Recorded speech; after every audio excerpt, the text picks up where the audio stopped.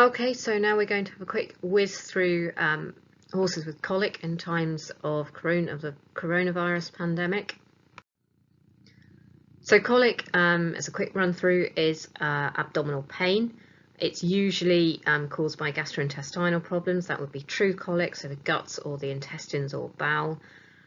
You can get a false colic where you get colic signs but the cause is different. So that might be the bladder or the kidneys. Over 80% of first opinion colics, that's colic that we would come out and see, tends to be medical, meaning it doesn't need surgery. And you're looking at initial costs for this of £150 to £400 for an initial visit.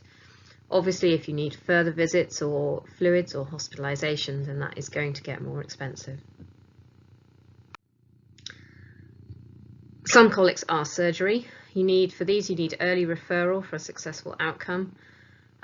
Using data from one UK hospital, 80% of horses survived surgery to discharge, and you're looking at costs of £4,500 to £6,000 plus, depending on how complicated the surgery is and how ill the horse is afterwards. Some horses can be really quite sick after colic surgery.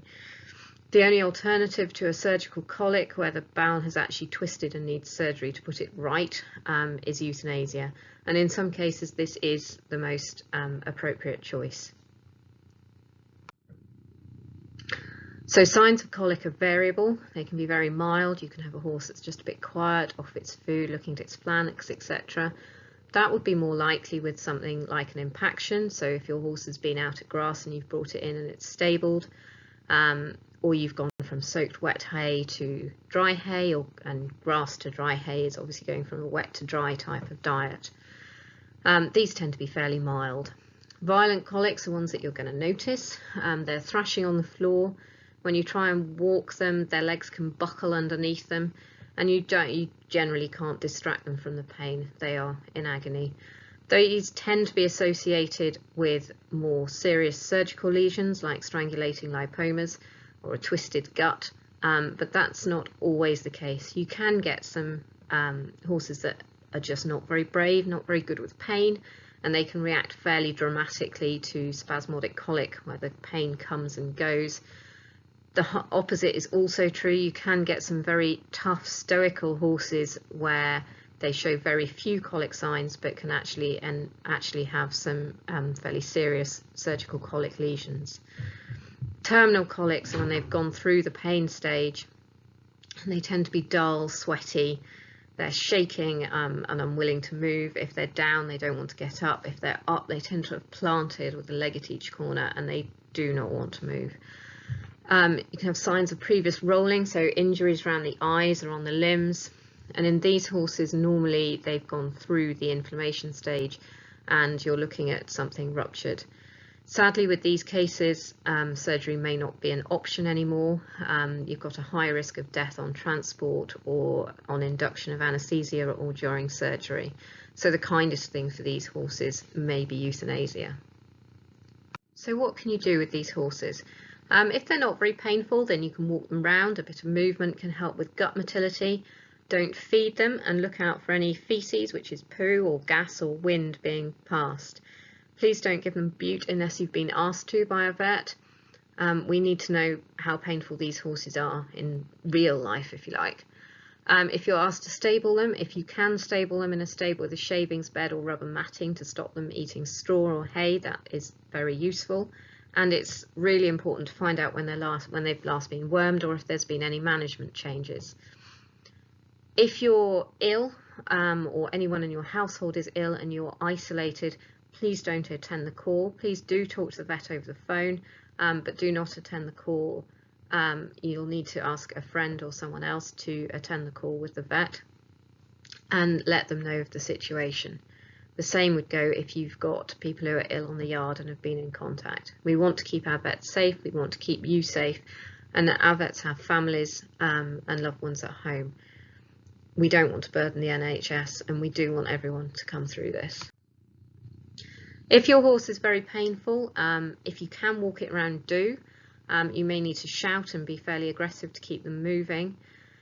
If the horse is going to go down anyway, then to be honest, if they go down, they go down. The reason for walking them around, it's not going to correct a surgical lesion, but if your horse's guts have got a lot of gas in them, it may stop any torsion getting worse.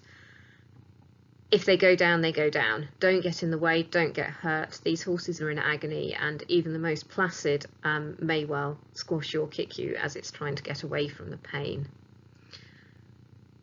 If you're not the owner, please get hold of the owner. If the horse is insured, that's a really important thing for us to know. And if you think that surgery may be something you'd like to consider, then it's always worth researching transport and finding some transport early. So in these times we are less likely, well, we're less able to come out and see every horse. We will come out and do emergency visits. Obviously, your horse's welfare is really important to us, but we can't come and visit everything for any reason. So there are some things that you can do that will help us make a decision about whether your horse needs to be seen or whether we can try something else. We can do video consults. And we can talk to you over the phone. We can prescribe you drugs based on video consults because our prescribing rules have changed with the pandemic. So the heart rate is really important. You can check the horse's heart rate either if you can, and the horse is skinny, by putting your hand down behind their left elbow, down the side of their chest. You may be able to feel a heartbeat there. Otherwise, inside the jaw, where the throat lash goes, your facial artery runs, not yours, the horse's facial artery runs under that, and you should be able to feel a pulse in there. The pulse rate or heart rate should be about 36 to 40 beats a minute. If it's consistently 60 beats per minute or above, this is serious and is much more likely to indicate a surgical lesion. Not always. Heart rates can go up and down with spasmodic colic, but it is more serious.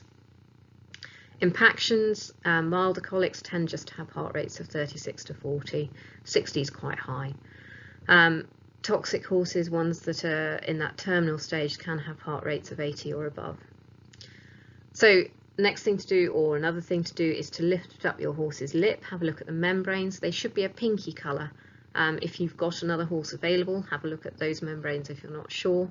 And if you put your thumb on the membrane and press it and then take your thumb off, the pink colour should come back pretty much instantaneously. There shouldn't be any delay. If the membrane's a dark red or a purple colour, then your horse is going towards the more terminal stage of colic. Any gut sounds are good and worth telling us about, and passing feces or wind is also good. That's a sign that your horse's guts are moving and movement is good. Check your horse's temperature. Your horse's temperature should be 37.5 degrees C or 99 degrees Fahrenheit. Anything over 38.5, let us know about. Some causes of colic can be infectious, so colitis can give colic signs, and that can be infectious to other horses. So we would need to talk to you about isolation, and we would be wary about admitting that into a hospital situation. Peritonitis is also something that can give a higher temperature and colic signs. So take-home messages. Thankfully, most colics are medical and they can be usually managed on the yard. In normal times, this would be a fairly standard routine thing for us to do, but we're not living in normal times at the moment. So these cases are going to require more thought, more planning and more communication between you and your vet and your yard than would normally be the case. If your horse needs stomach tubing or rectaling or a belly tap doing, these are all more invasive procedures, but we will be trying to do them with minimal people around to keep everyone safe from the spread of coronavirus. However, we also need to take into account that we don't want to put extra strain on the NHS by owners, vets getting injured through rectaling or stomach tubing with less people involved and less restraint.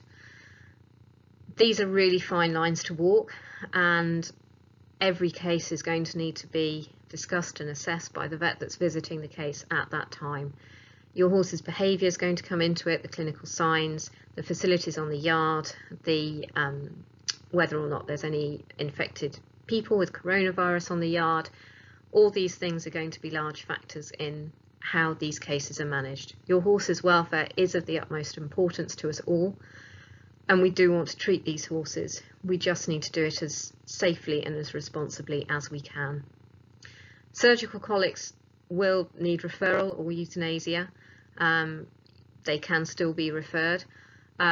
These need to be seen early to pick them up and get them the best possible chance of recovery. Thank you, and I hope you all stay safe.